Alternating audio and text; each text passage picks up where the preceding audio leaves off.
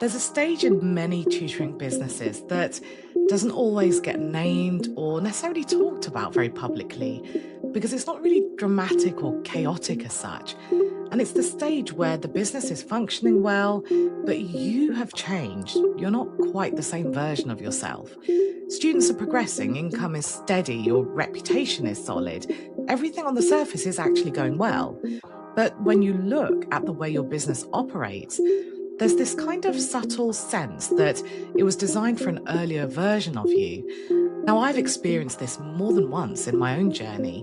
When I left the classroom and set up independently, I was focused on stability, I was focused on momentum and exploration. I kind of wanted to prove to myself that this was viable, and I wanted that autonomy and the freedom. So I built accordingly.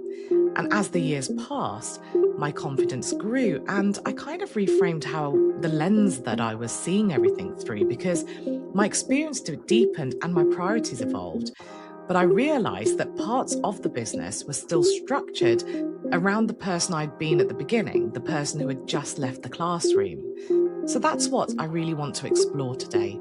What happens when your business kind of outgrows the version of you who built it, and how to recognize that without assuming that something has gone wrong or something is going wrong. For those of you who are new here, I'm Samantha, and I'm a business mentor for tutors and for education business owners. And I continue to run my own independent tutoring business. Alongside this, I run Upgrade Your Education business, and the evolution I'm talking about isn't theoretical for me. It's something that I continue to navigate in real time, and I help my clients navigate as well. When most tutors begin, there's a particular energy behind their decisions. You're building confidence, you're establishing credibility and your reputation. You're demonstrating that this can work, and sometimes you're having to prove that to yourself. In those early stages, you often prioritize things like availability and responsiveness. You say yes because opportunities really matter, and you don't feel safe yet to say no. You accept a range of students because that experience and that exploration matters. You're figuring things out. You work evenings because that's when families are free. So it's the easiest way to set up. That version of you is focused on growth. It's focused on proof, evidence, and stability. And that makes sense. I remember so clearly how deliberate I was about filling my timetable when I first went independent, when I first left the classroom to be a tutor. And I wanted to know that this was sustainable. I wanted to prove to myself I could match my income. And I wanted reassurance in the form of bookings and in the form of income. So the structure I created served me at that time. The difficulty comes when your confidence increases and you almost pass that point because you feel more like an expert and your personal life evolves, your priorities change, but the structure remains largely the same. So your identity really shapes how you design your business. And we don't often talk about identity in the tutoring space, but it influences so much.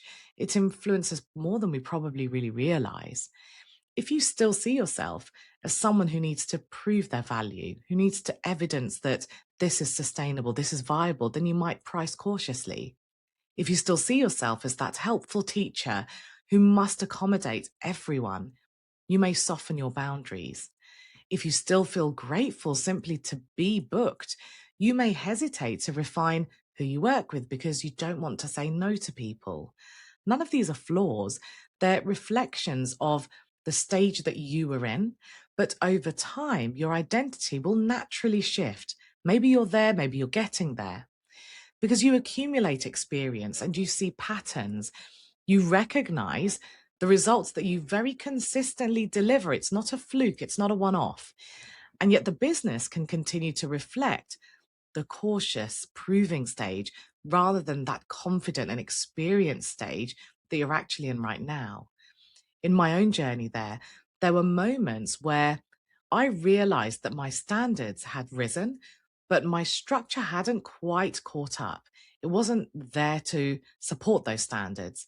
So I had more clarity about the kind of work I enjoyed, the kind of students that I really loved working with, and the parents I liked working with. And that required some gentle adjustments. And this is something I see so frequently in the tutors that I work with.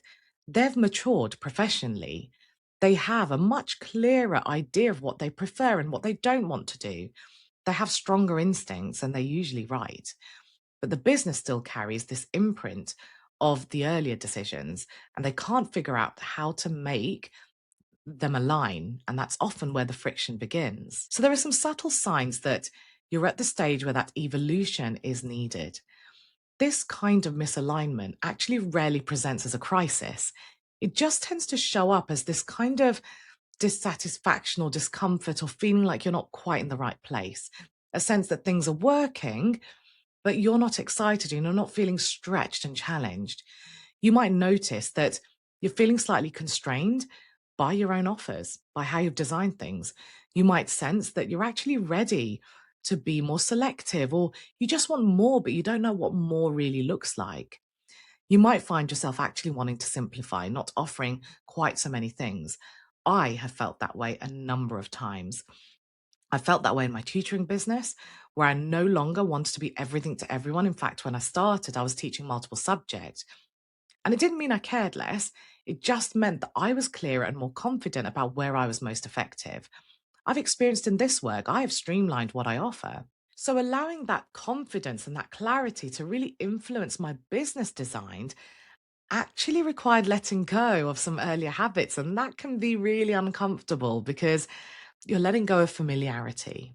Now, if you're listening to this and you're recognizing yourself in it, if you're nodding your head and you'd value thinking it through with someone who understands both the tutoring space and the entrepreneurial space, someone who's been there, who has supported hundreds of tutors through it, you're very welcome to book a call with me to explore my one-to-one program or even my membership, the Tutors Mastermind, depending on what's right for you. Those conversations are really reflective and considered, and I hold space so that I can understand where you're at now and where you really want to get to, where the next evolution might be, rather than just jumping into changing things for the sake of it. You'll find the details in the show notes or on my website, upgradeyouraeducationbusiness.com. So when we're thinking about designing for the version who you are now, when you begin designing around your current identity rather than your past one, the shifts can actually be subtle. This isn't something massive as such, but still the impact can be significant. So, one way it often shapes is to narrow your focus.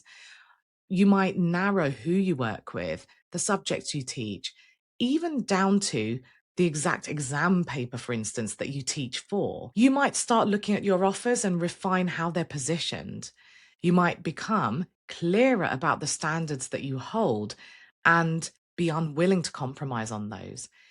In my own business, I have revisited structure multiple times. As I mentioned earlier, as my mentoring work, for example, grew alongside my tutoring, I had to decide how each element, how it fitted together in a way that was sustainable for me.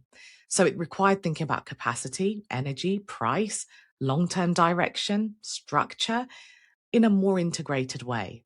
The result wasn't a complete overhaul. It actually happened really gradually. It was a realignment that happened over the course of a few years, actually. And when that alignment increases, decision making becomes so much steadier because it's more targeted and it's more focused. So you don't get into that decision paralysis or second guessing yourself because the business now feels coherent. It reflects who you are now, not who you were when you began. So if you just take a moment to pause, look at your tutoring business today, whose identity is it reflecting? Is it still shaped around the earlier version of you who was building proof and stability and just didn't really know what they wanted and they were decompressing? Or does it reflect your current experience and where you're at now from a mindset perspective and confidence and direction? Evolving your business is part of evolving as a professional. It shouldn't stand still. It's not a sign that you've built the wrong thing. It's just an acknowledgement that you have grown. And so you want your business to grow with you. Now, before I finish this episode, if it's resonated with you, I'd really encourage you to follow or to subscribe wherever you're listening. If you're on YouTube, then please do subscribe to the channel. And if you're on Apple Podcasts, please do leave a short review. It really, really helps me reach more tutors to help them for free, which is the reason I do this podcast. It's to give back to a community that gave so much to me at the beginning. So, as always, thank you so much for being here and joining me in thinking deeply about how you want your business to evolve.